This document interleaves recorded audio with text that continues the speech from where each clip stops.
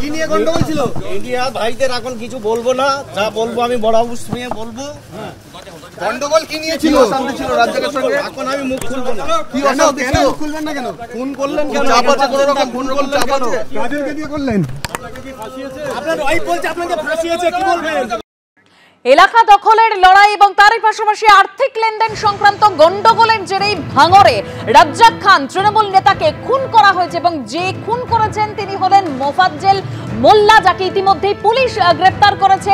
এবং মোফাজ্জেল মোল্লাও কিন্তু শওকত মোল্লার ঘনিষ্ঠ, এরকমই মোফাজ্জেল মোল্লা স্ত্রী দাবি করছেন। আর পুলিশ বলছে যে মোফাজ্জেল মোল্লা এই খুনের ঘটনার মাস্টারমাইন্ড।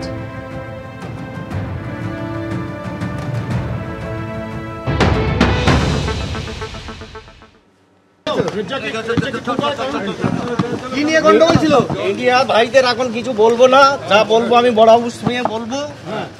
গন্ডগোল কি নিয়ে ছিল? শান্তি ছিল রাজ্যের সঙ্গে। এখন আমি মুখ খুলবো না। কি অশান্তি ছিল? মুখ খুলবেন না কেন? ফোন করলেন কেন? চাপ আছে, কোনো রকম ফোন করলেন কেন? কাদেরকে দিয়ে করলেন?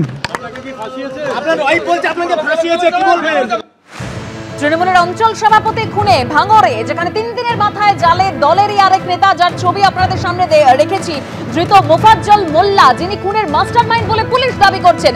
এলাকা দখলের লড়াই এবং তারই সঙ্গে আর্থিক লেনদেন সংক্রান্ত গন্ডগোলের জেরেই খুন করা হয়েছে রাজ্জাক খানকে।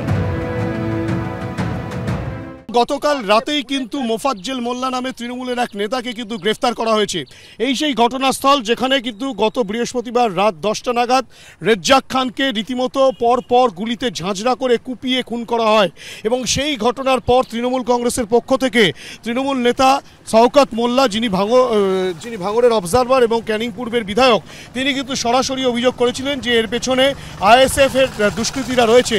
এবং গতকালও কিন্তু তিনি একই কথা পুনরাবৃত্তি করেন। কিন্তু আজ যে ঘটনা, যে বিষয়টা সামনে আসলো, উত্তর কাশীপুর থানার পুলিশ প্রথম থেকেই তারা কিন্তু তদন্ত প্রক্রিয়া চালাচ্ছিল বিভিন্ন দিক থেকে, সূত্র মারফত, প্রত্যক্ষদর্শীদের বয়ান এবং বিভিন্ন টাওয়ার ডাম্পিং সিস্টেম থেকে শুরু করে বিভিন্ন ভাবে তারা তদন্ত প্রক্রিয়া চালিয়ে তারা মোফাজ্জেল মোল্লা নামে তৃণমূলের এক নেতাকে আটক করেছিল। তাকে জিজ্ঞাসাবাদের পরেই কিন্তু গোটা বিষয়টি সামনে আসে।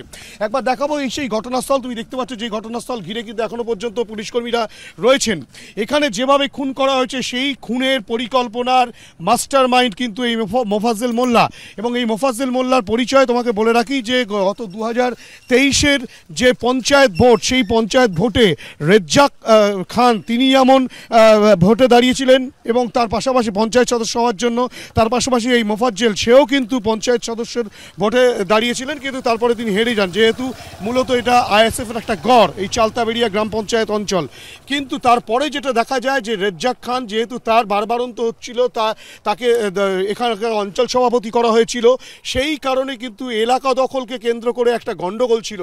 সেই এলাকা দখলকে কেন্দ্র করে গণ্ডগোলের পাশাপাশি পুলিশ সূত্রে যেটা আরও জানা যাচ্ছে যে মূলত আর্থিক লেনদেন সংক্রান্ত একটা বিবাদ ছিল। সেই আর্থিক লেনদেন সংক্রান্ত বিবাদকে কেন্দ্র করেও কিন্তু এই খুনের ঘটনা, তেমনটাও প্রাথমিক তদন্তে পুলিশ মনে করছে। ইতিমধ্যেই মোফাজ্জেলকে যেমন গ্রেপ্তার করা হয়েছে, তার পাশাপাশি পুলিশ যেটা বলছে যে এই মোফাজ্জেল মাস্টার মাইন্ড, সেই কিন্তু ভাড়াটে খুনিয়ে আনিয়েছিল। এর পাশে অন্য কেউ আর রয়েছে কিনা, অন্য কোনো নেতৃত্ব রয়েছে কিনা বা কর্মী রয়েছে কিনা, সেইগুলোও কিন্তু তদন্তকারীরা খতিয়ে দেখছেন, তেমনটাই উত্তর কাশীপুর থানার পুলিশ সূত্রে খবর।